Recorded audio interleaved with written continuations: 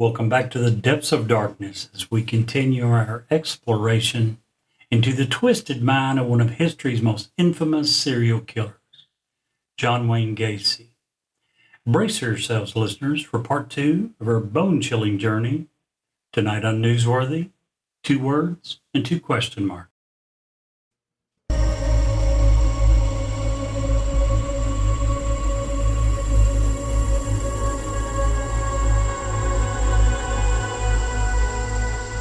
He's alive! Have you checked the children? Get out!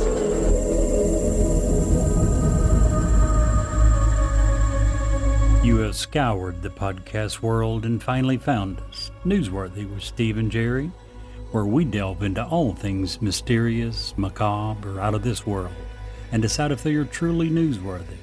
2 words and 2 question marks.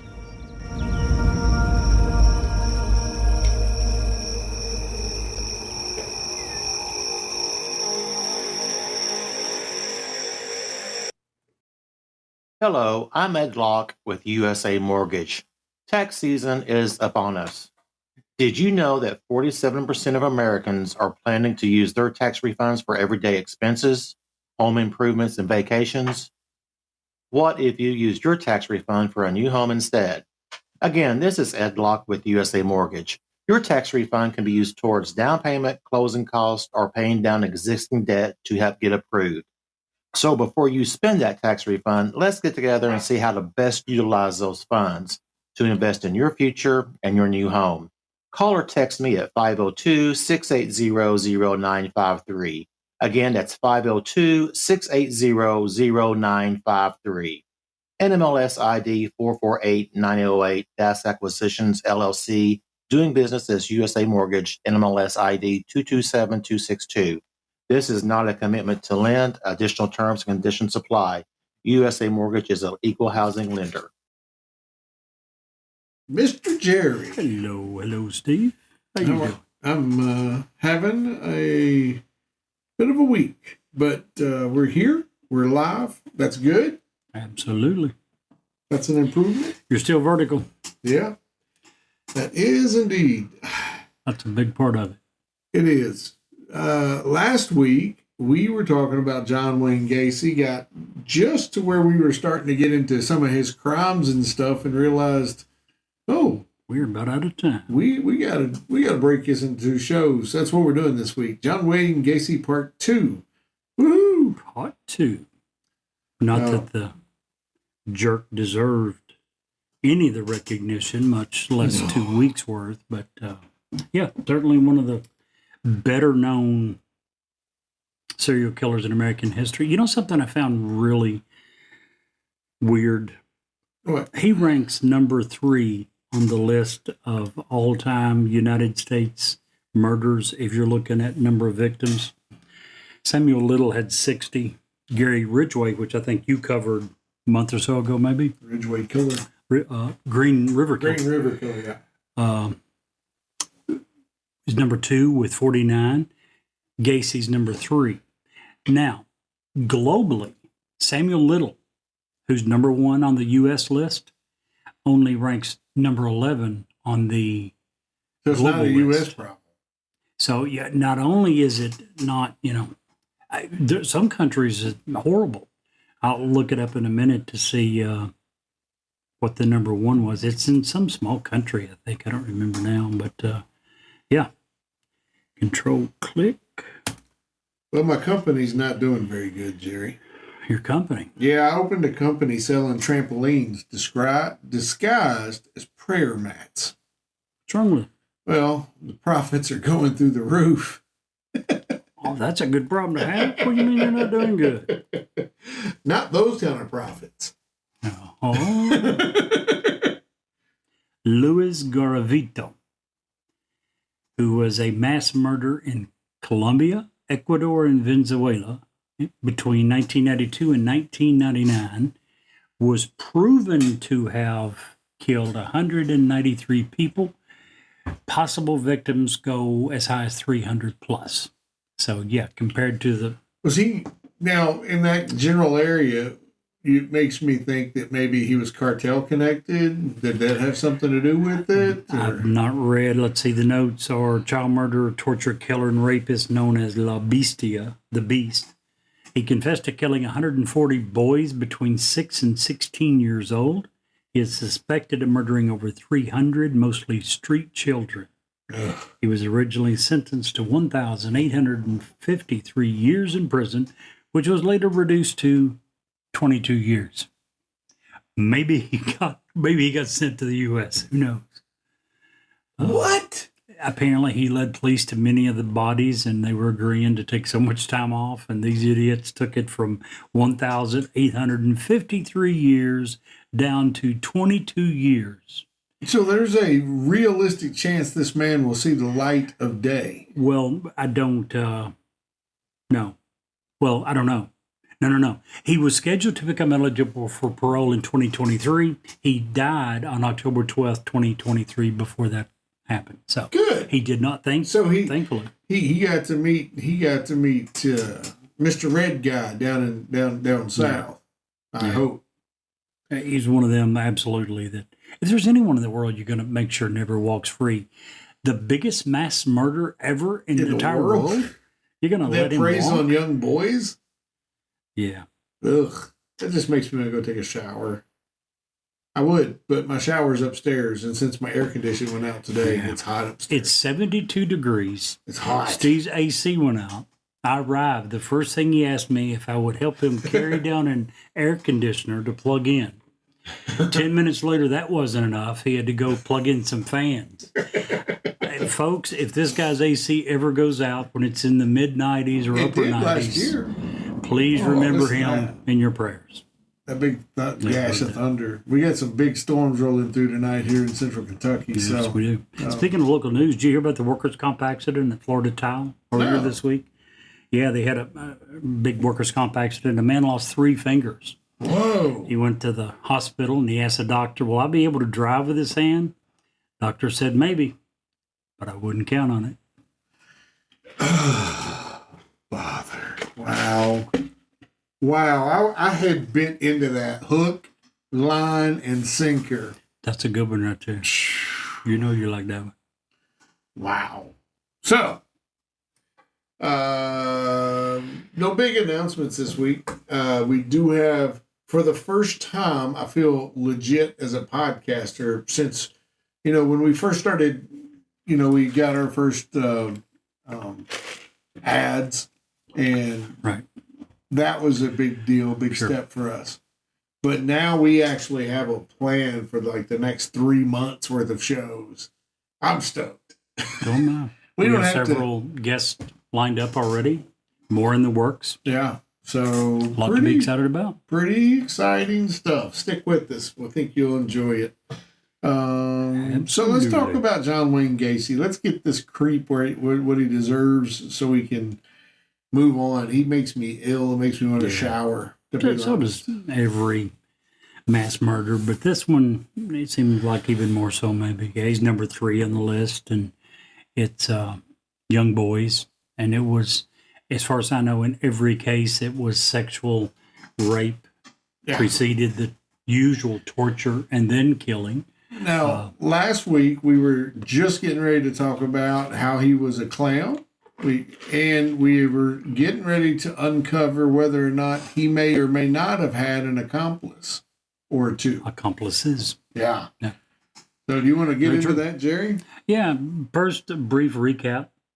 As we said, he's number 3 in the all-time list of victims for serial killers. He was an American serial killer and sex offender who raped, tortured, and murdered at least 33 young men and boys near Chicago, Illinois. He admitted to and was convicted of the 33 homicides. At the time of his arrest, he had claimed to investigators that the total number was probably somewhere around 45. So, very good chance it's even more than the 33. He was also known as a clown killer because, as Steve had just said, he had a side job where he worked as Pogo the Clown. There was another character, I forget the name, but yeah, he would dress up as a clown and go to different charitable events and pose as a clown. 5 of the 33 bodies discovered have yet to be identified, which to me is very surprising. There was one that was identified a couple of years ago, so they're still working on it. Obviously, DNA evidence allowed them to be able to do some things now that they couldn't back then. But even so, 28 of the 33 bodies have been identified. 5 are still yet to be identified. When he was convicted for the 33 murders at the time, that was the most in United States history. We mentioned that he has since been passed by 2 people, Samuel Little, who was convicted of 60, and Gary Ridgway of 49. But at the time, the 33 was the most of any United States serial killer. He was a married father of 2. In 1967, he was a married father of 2 kids, an active member and vice president of the Waterloo Jaycees charitable organization. And he was a very highly paid member or manager of 3 Kentucky Fried Chicken restaurants. He was making the equivalent of $150,000 a year. So, beautiful wife, 2 young kids, very promising career. None of it was enough to keep him from going down the path that apparently he thought he was destined to do. In 1968, he was convicted of sodomizing a young teenage boy, a son of a fellow member of the Jaycees organization. So, a little bit of backstory if you didn't listen last week or you'd forgotten exactly what all we'd covered. That is a brief synopsis of John Wayne Gacy's illustrious career. And as you'd mentioned, he was known as a clown killer because of his job, where he would dress up as Pogo the Clown, and he would go to charitable events, and he was known to be and thought by most of the community to be this great guy who was eager to donate his time and resources and would help out and help politicians and do politics. fundraisers. Did you see the picture of him with Rosalind Carter? Yeah. He was active in politics, and that led to that picture, which, by the way, there was a few members of the Secret Service that lost their job. I don't know if you heard about that. For him to get that picture with Rosalind Carter, he had to be thoroughly vetted, and his name tag was approved with, I forget what it said, but it allowed him to get close to and be introduced to her. Without that, the Secret Service would not have allowed anyone to get in that vicinity. After a few years later, after the picture's taken, all this comes out. A couple of Secret Service guys lost their jobs over that. Yeah, so, and rightfully so. Absolutely rightfully so. This was a guy who at the time was in the process of becoming one of the most prolific mass murderers in American history. Secret Service does a background check and says, "Oh, he's fine. Let him, come up and put his arm around the First Lady." So, yeah. But in spite of the fact that he was a member of the Jaycees, or had been a member of the Jaycees, not only a member but a vice president, despite the fact that he would volunteer himself, his employees, his resources for many different charitable events. I think you mentioned last week that he had a couple of different events at his home where up to 400 people would come to his home and have a cookout or whatever the event was. Yeah, He was well known for that type of stuff. This isn't a guy who was hiding in the closet and his neighbors didn't know him. He was well known. How many of these? So I didn't mean to cut you off. But how many of these serial killers have we talked about that are the lone wolf? They never talk to anybody. Their neighbor maybe saw them once or twice. And several. Yeah, not like this. Absolutely several. Yeah, this is pretty rare, I think. Yeah. Usually people with social skills this good tend to get along with people, and they don't tend to be the ones who are so screwed up in the head that they decide, I need to kill a bunch of people. Obviously, that didn't prevent this guy. So we've talked about the clown. One of the things that I'd really wanted to cover, and one of the reasons that we decided we had to do a part 2, was there's several questions about whether or not John Wayne Gacy was actually acting alone. And I tend to believe that he probably wasn't.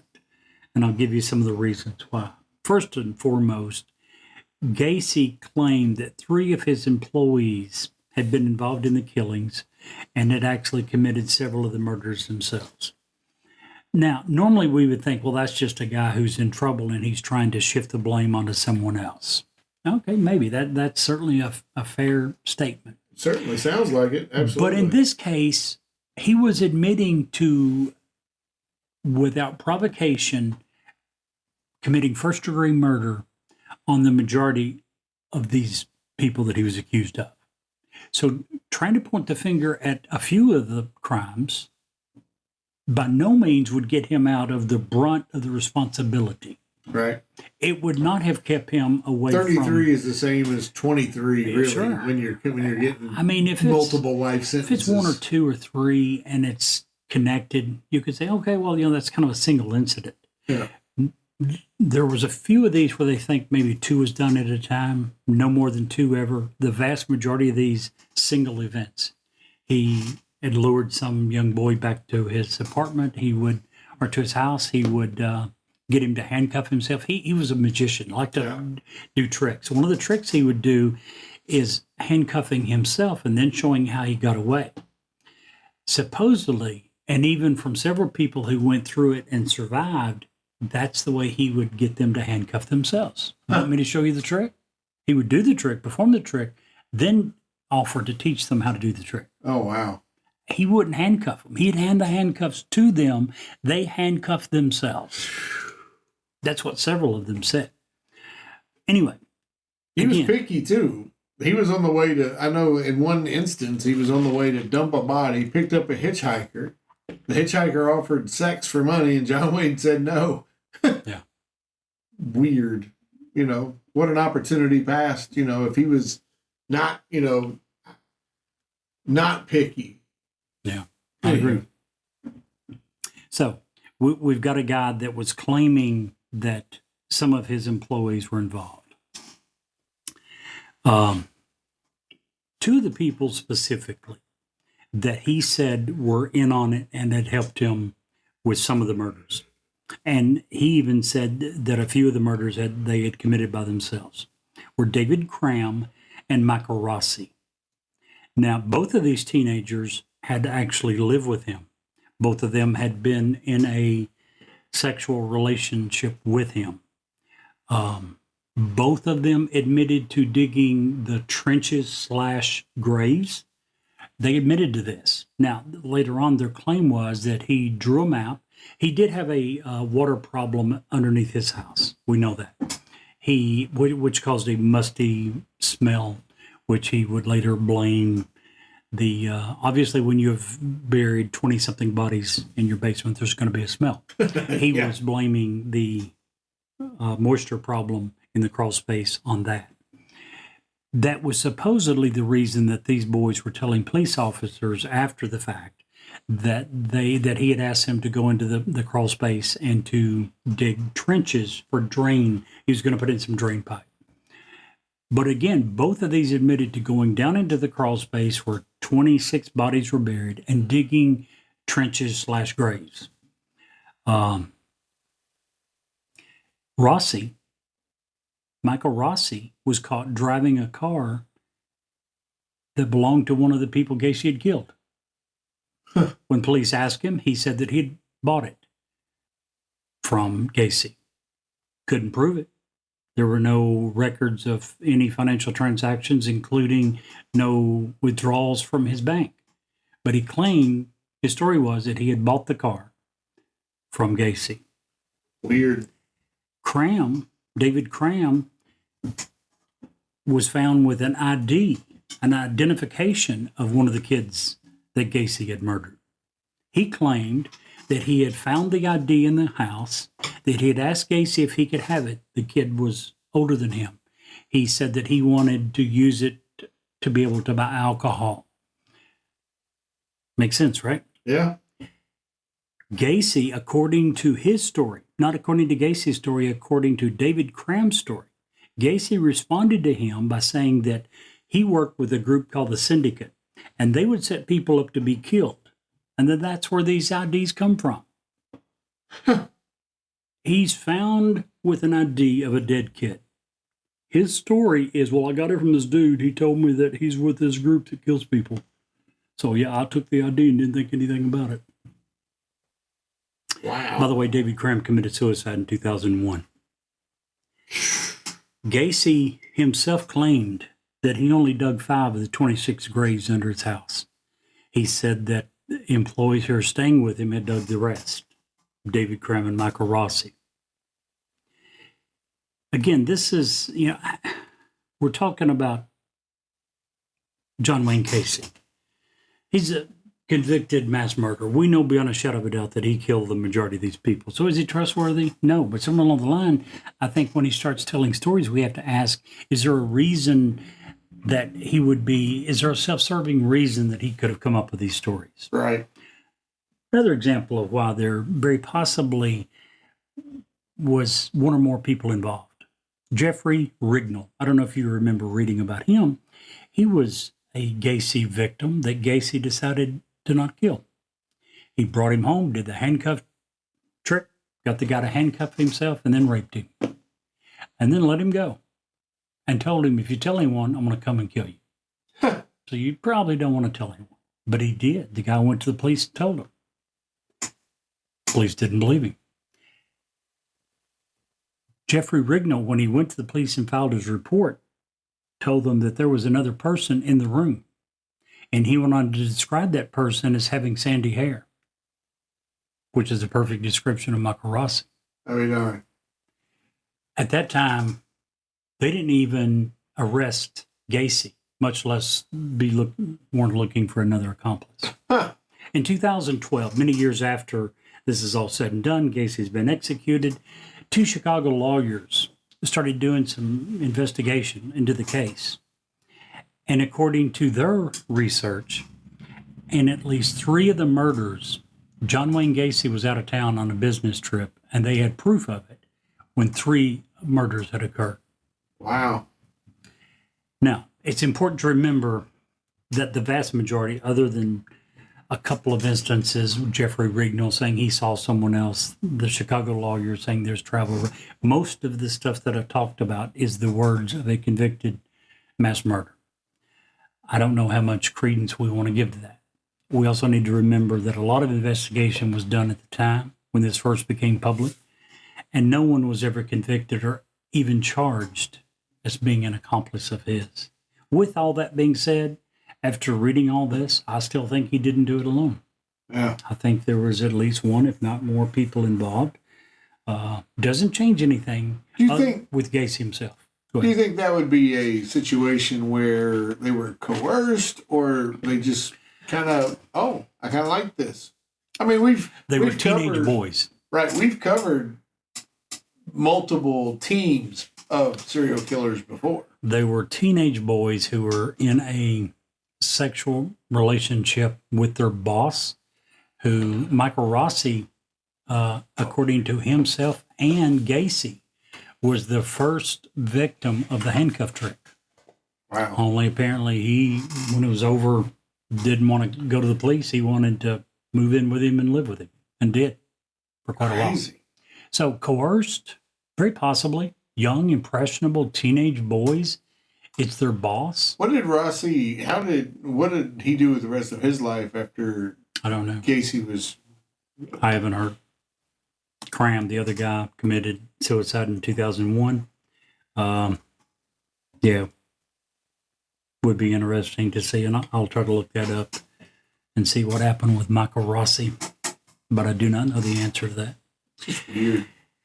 The whole thing is very weird. Everything about it. Another thing that I didn't mention, because there's no specific fact, but John Wayne Gacy was a very soft-looking man. He was not in shape. He didn't exercise. He was not, by anyone's account, a strong individual. Yet he was able to subdue rape, torture, and murder 33 men, a few of which, by the way, were ex-military, had been in the Army. Wow. And he was able to overcome them with little to no problem. I find that hard to believe. Yeah. At no time was there any mention that he showed up at work with, severe bruising. much less broken bones. He was able to do this to people much younger, much stronger, and in a few cases, much more highly trained when we're talking about soldiers. That alone, I think, lends itself to make me believe that there's a good possibility that he had accomplices. Not proof, but, and again, I don't know that it changes anything at all. John Wayne Gacy, no matter what, I don't care if he had 14 accomplices, he is still one of the biggest serial offenders that's ever lived in the United States, one of the sickest individuals. He did end up being executed, and to me was one of the most worthy candidates that there's ever been for capital punishment. Mm-hmm. So, according to Screen Rant, while David Cram died in suicide of 2001, as revealed in True Crime docuseries, Michael Rossi is still very much alive. Many of those interviewed for the series urged him to come forward with more details that they believe he might have on Gacy's actions, and that could bring closure to families who still haven't found out exactly what happened to their missing family members. So many things were puzzling about Rossi's relationship with Gacy and his potential involvement, unwittingly or otherwise. One thing that has really confused those on the prosecutorial side is Rossi had a very expensive, very connected lawyer with him when he testified. And he was working as a hired hand. He had it was a landscaping / remodeling business, I think. Yeah. And Rossi was one of his employees there. He was hired on when he was 16, 17 years old. He was with him for a few years at least, so I'm sure he'd moved up the ranks a little bit. But again, he's not making enough money to be able to afford an expensive lawyer, one would think. Wow. So, what do you think? Well, he did it alone? No, and here's another thing that we didn't mention that I just saw. Again, according to Screen Rant, most people are actually convinced that there are more Gacy victims who are buried elsewhere or even killed in different states. All of those trips that you say he was out of town, most people believe he just didn't stop killing because he was out of town. It's very possible. Again, when he was arrested, he told police that he had lost count. Yeah. But the number was probably closer to 45, and that was after they'd found the 26 bodies in his house.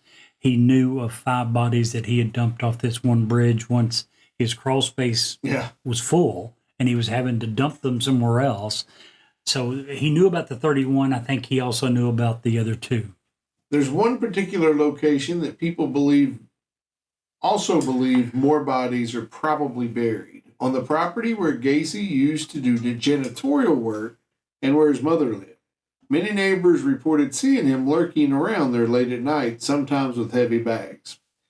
The police report having searched the area and found nothing, but the others believe that a true and complete dig would be required to locate the bones of those that might be there. Wherever the bodies, it's very likely that there are other unsolved murders linked to Gacy. Yes, I agree. There absolutely is, I feel certain, other bodies. Again, Gacy himself said that when he was first arrested. Hey, I did kill so many I lost count. Yeah. But that's sad. That's just so sad. I can't even begin to imagine. Yeah, I killed so many I lost count. I can't even keep track. One of the really bad guys. You know, we've covered several different, and you covered one, like we said, a month or so ago, that was convicted of a higher number. And I'm not saying he was the worst, but this guy's up there with the worst of the worst. Yeah. John Wayne Gacy. And just think, if his dad, I can't even say that. I don't even know where you're headed, but you're probably saying if his dad had treated him like a human being. No, I was going to say what his mom said was quoted as saying after Gacy had gotten caught. Oh, well, his dad would have killed him. His dad, knowing that he slept with a man, he would have killed him right then.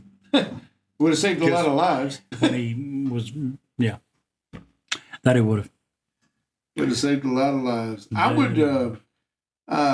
I would just like to also bring up, I read a very interesting and thorough, I guess memoir would be the way to put it, of a lady that, or a reporter that was able to spend quality time with John Wayne Gacy in the state penitentiary. It's an article from the New Yorker. And I'm trying to get to the author here. Here we go. The author is Alec Wilkinson. This was done back in 1994. Again, it's in the New Yorker. It's called Conversations with the Killer. He talks about how difficult it is to actually, how much patience it takes now to talk with Gacy, because Gacy's been peppered by so many prosecutors and detectives, and he doesn't have a conversation. All he does is defend himself. He speaks in very legalistic terms. He doesn't have. He's obviously been put to death at this point, but at this point in time, he had zero personality left. They had questioned and pressured and pushed and prodded that all he was it was very difficult to talk with him because there was no getting to him.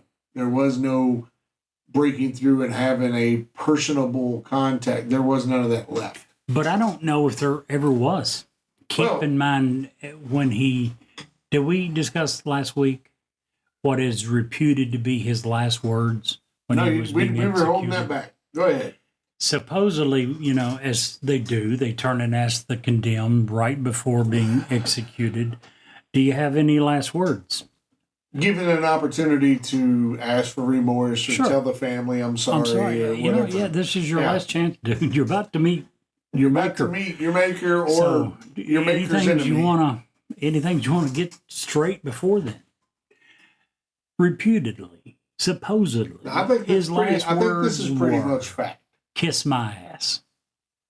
So that further adds credence to what you're saying. It also makes me wonder, considering that he ended up this way, considering all the acts that he did, was there ever really a decent human being there? No, probably not. At least he was good at acting. Yeah. I mean, he was. Again, in 1967, from all appearances, a very happy, successful man, married, a nice woman, 2 kids, a good job.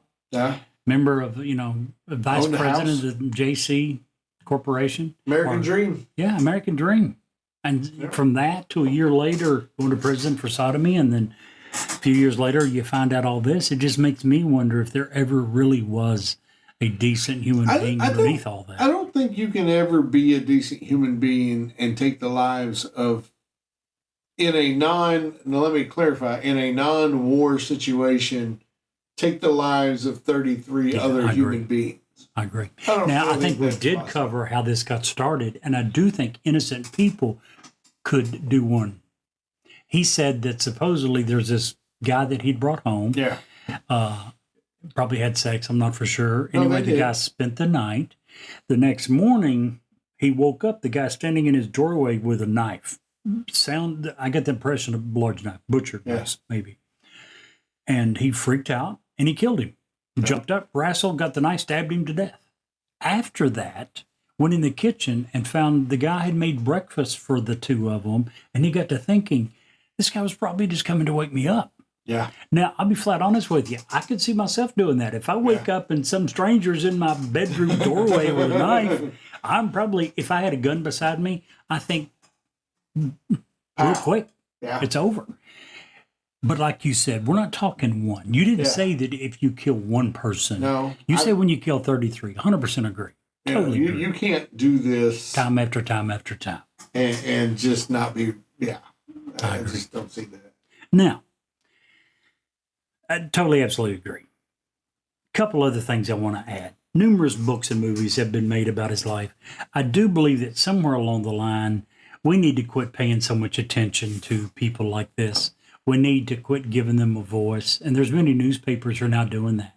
They just say, we Many won't give them, reporters. We're not going to tell them Yes. their name. we're not going to mention your name. We're not going to talk about why you said you did this, what your cause is. Here's some of the movies that were made about him. To Catch a Killer in 1992. Gacy in 2003. Dear Mr. Gacy, 2010. 8213 Gacy House, which is the house number of his house where he did all this, come out in 2010. And then a movie called Dahmer versus Gacy, also come out in 2010. When he was in prison, he started painting. His pictures became so popular that they were showcased in auctions and online galleries and sold for considerable sums of money.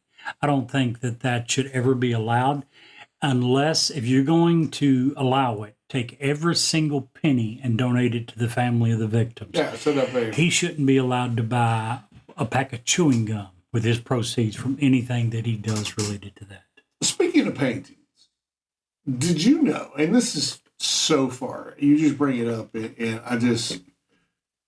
it's one of the things I most admire about the guy I'm going to talk about for a second. Okay. You know, whether or not you agree with the politics, you know, everybody's different, but George W. Bush, when he made the decision to go to war, he didn't take that very lightly. Right. And every single American soldier that was killed, George W. has been painting since he retired from being president. He has painted a portrait of that young man or woman and given it to his family. I had no idea. It is, and I don't know that he's done. I don't know where he is in that, but I know that he was doing that. I did hear that he had taken up painting. I had no idea that he was painting pictures of the soldiers who had passed away. Yeah. Under his command. Right. You know, I just, you know, politics aside, you know, that tells me that. Where the heart is.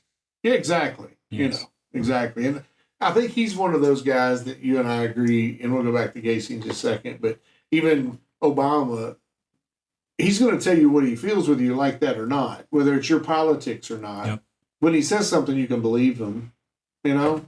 I absolutely agree. But Both of them and Bernie Sanders, throw them all together. Yeah. You may not like what they have to say, but I do think that the vast majority of the time, those three individuals tried to be honest. Yeah. So anyway, I just like thought you Bill said Clinton. painting, and that struck me and made me have a happy thought. So One last thing I want Sure. to mention Let's go that back to came, one bad thing that come out of Casey. In September 2017, police in Wilmer, Alabama, arrested 32-year-old Nathaniel Sebastian, who is a self-described John Wayne Gacy fan, and they know that he started imitating him.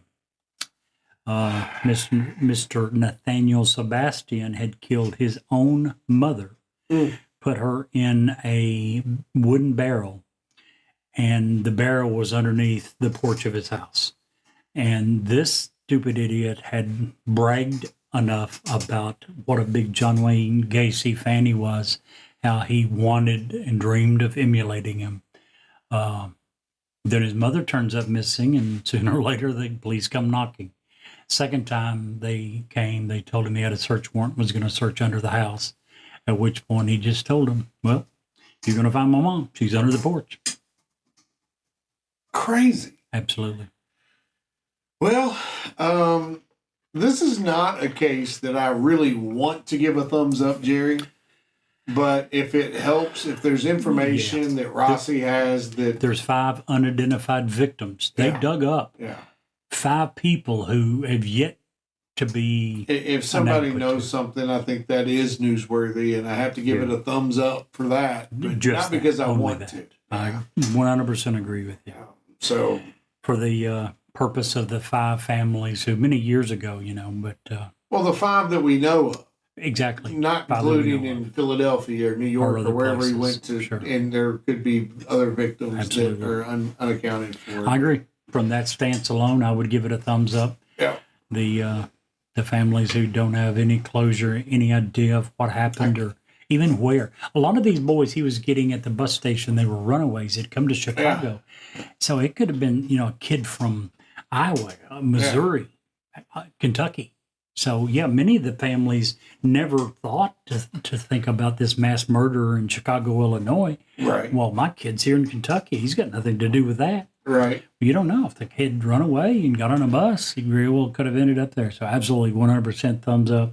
Hopefully, with the advances in medical technology and DNA, we can someday put a name to those 5. I can't imagine, I've got 5 children. I can't imagine one of them just going missing and not knowing. I just, that scares me more than I think the worst happening or getting that call, but just I agree. the not knowing. That would just My be literal goodness. hell. Yeah. Yeah. Well, hopefully next week we'll have a much more Upbeat. You know upbeat. what? I don't. It could be ghost, UFO, cryptid, anything. I don't even know if I want to keep doing these mass murders. These are just depressing Brutal. and sick. Yeah. Just sick individuals. And to do a decent amount of research, you got to try to get to dig enough to feel like you've got an idea of what You have the to almost story's get in about. their head a little bit. A little bit, and And that's too far for me. Brutal. Yeah. I agree with you. We may have to. This Mr. Gacy may be the end of mass murders for me. All right. Well, there you go. Stick around for a great bonus story. Man, that episode is really interesting. And if you'll stick around for us for just a few commercials, we have another great story to tell you. Hi, this is Ed Locke with USA Mortgage. When it comes to buying a home, the process can be overwhelming and confusing. With so many options, it can be hard to know where to start. That's why it's important to work with a certified mortgage loan originator. I have the knowledge and expertise to guide you through the process and find the best mortgage option for you.